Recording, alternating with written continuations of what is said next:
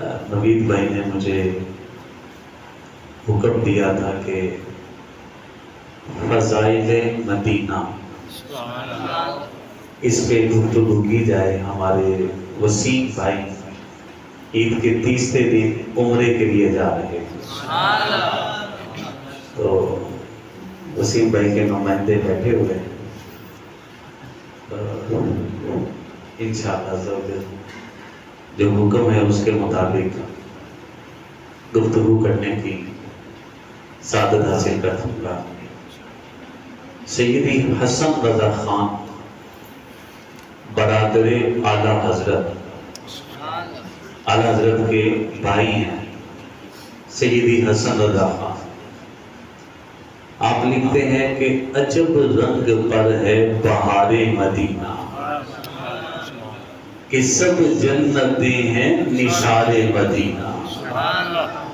رہیں ان کے جلوے بسیں ان کے جلوے، میرا دل بنے یادگار مدینہ. آپ حج سے واپس آئے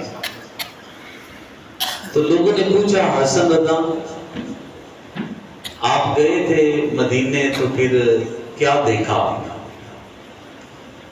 آپ فرمانے لگے کہ میں نے 8 جنتیں پڑھی تھی. جنتیں 8 ہیں: جنت الفردوس، جنت عدن، جنت نعیم، اعلی علیین. 8 جنتیں. تو فرمانے لگے کہ میں نے عجیب نظارہ دیکھا ہے کہ 8 جنتیں باری باری آ کر حضور کے روضے پر نثار ہو رہی ہیں. عجب رنگ پر ہے بہار مدینہ، کہ سب جنتیں ہیں نثار مدینہ.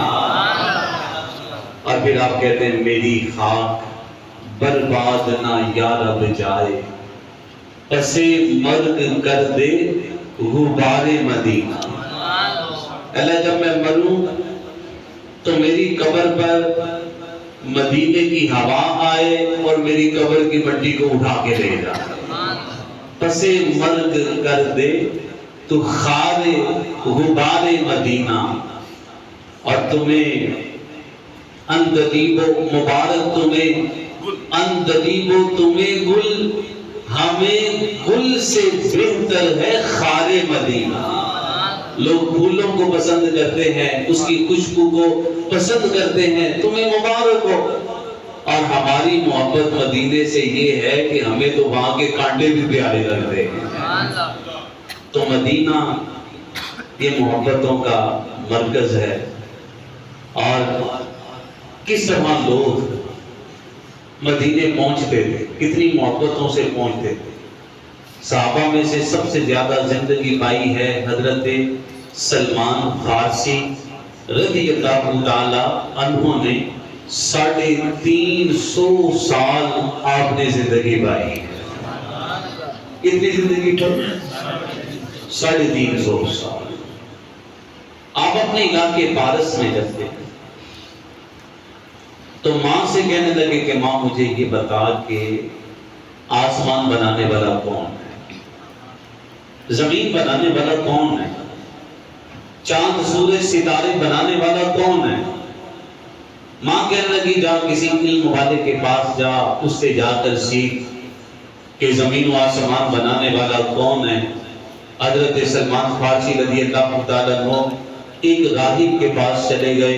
اس سے جا کے کہنے لگے علم سیکھنے آیا ہوں، مجھے علم کی باتیں سکھاؤ.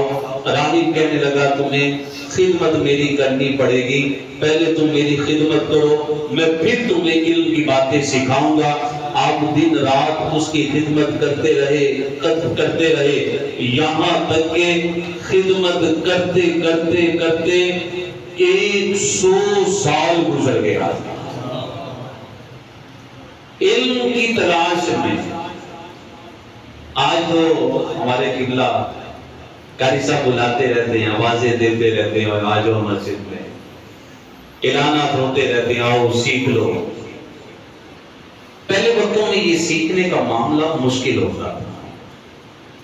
اگر کوئی بادشاہ کا بیٹا آتا نا بزرگوں کے پاس دین پڑھنا ہے تو بزرگ اس کے ہاتھ میں کاسا دیتے، فرماتے کہ جاؤ جا کر پہلے بھیک مانگو۔ بادشاہ کا بیٹا اب وہ جاتا دکان مانگنے کے لیے، ایک ایک کے پاس جاتا مانگنے کے لیے۔ لوگ باتیں کرتے ہو تو بادشاہ کا بیٹا ہے، شرم نہیں آتی تمہیں؟ جوان ہے، ہٹا کٹا ہے، کما سکتا ہے، تو بھیک مانگتا ہے، باپ کی عزت کو داغ لگا رہا ہے۔ لوگ تانے مارتے، دھکے دیتے۔ جب نفس صاف ہو جاتا پھر بزرگوں کے پاس آتا، اب تو لوگ مجھے دھکے مارتے ہیں، بھیک بھی نہیں دیتے۔ پھر بزرگ فرماتے کہ ہاں اب تو اس قابل ہو گیا ہے کہ اب تو علم سیکھ سکتا ہے، اب تمہیں اجازت ہے بیٹھنے کی، اب تو بیٹھ کے سیکھ سکتا ہے۔ یہ اتنا مشکل مرحلہ تھا۔ آج تو ہم ہوتا ہی ہے کہ جب مردی کا صاحب کو روکا، پوچھ لیا نہیں کا صاحب مسئلہ تھا۔ پہلے وقتوں میں مشکل تھا یہ مسئلہ۔ ایک بزرگ علیہ رحمہ جا رہے تھے تو کسی نے راستے میں روک لیا، کہنا حضرت ہے جو مسئلہ بتا دو۔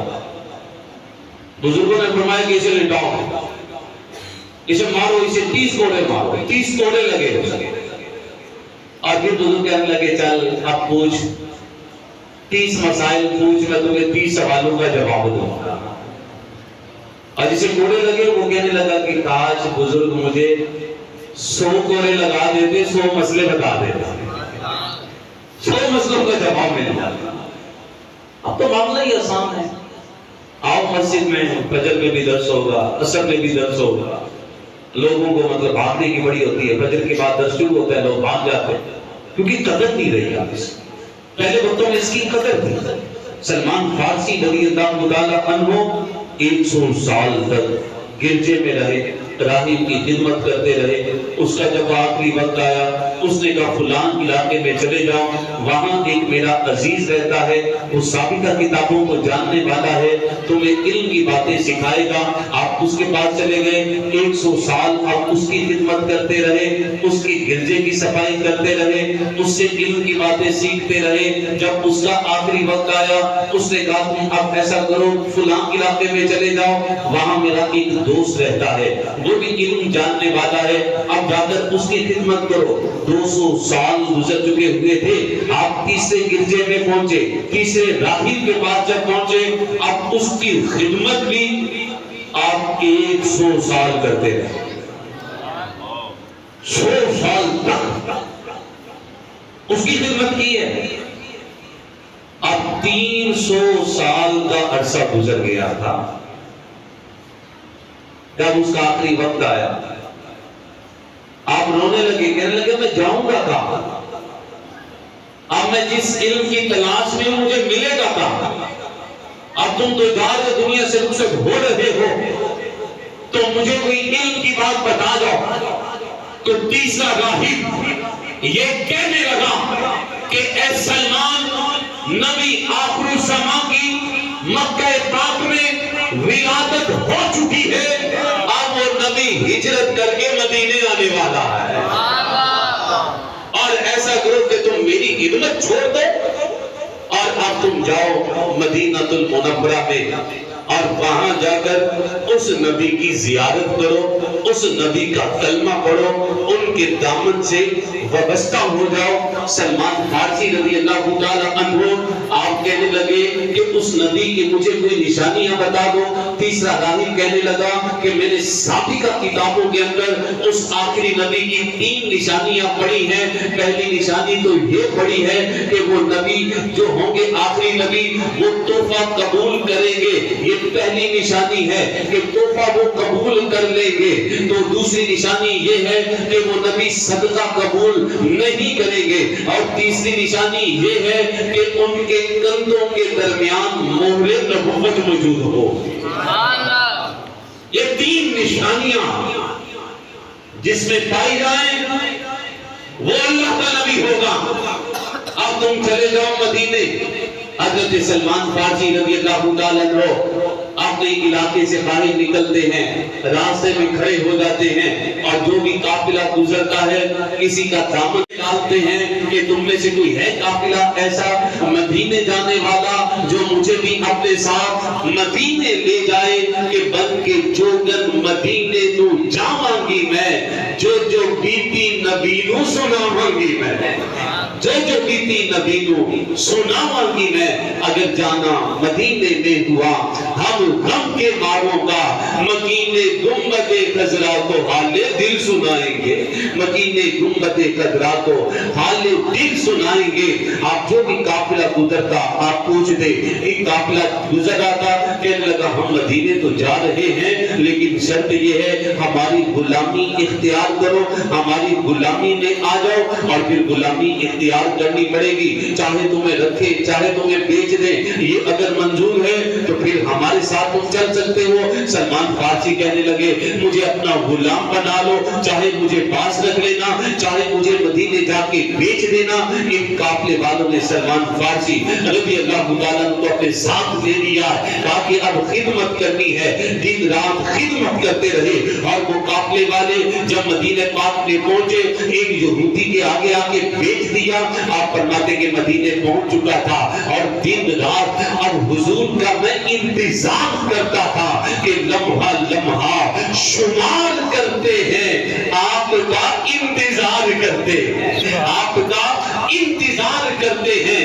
آپ فرماتے ہیں کہ اس یہودی کا کھجوروں کا باغ تھا اور میں کھجوروں کے باغ میں کام کیا کرتا تھا اور سارا دن اللہ کے نبی صلی اللہ علیہ وسلم کا انتظار کیا کرتا تھا۔ آپ فرماتے ہیں ایک دن میں درخت پہ چڑھا ہوا تھا، کھجوریں اتار رہا تھا اور اتنے میں مدینے پاک کی گلیوں سے یہ آواز آنے لگی، طالع البدر علینا من ثنیۃ الوداع وجبت شکر علینا ما دعا للہ دار۔ بنی نجار کی وہ بچیاں جو تب بجاتی تھی رسول پاک کی جانب اشارے کر کے گاتی تھی کہ ہم ہیں بچیاں نجار کے عالی گھرانے کی، خوشی ہے آمینہ کے لال کے تشریف لانے کی۔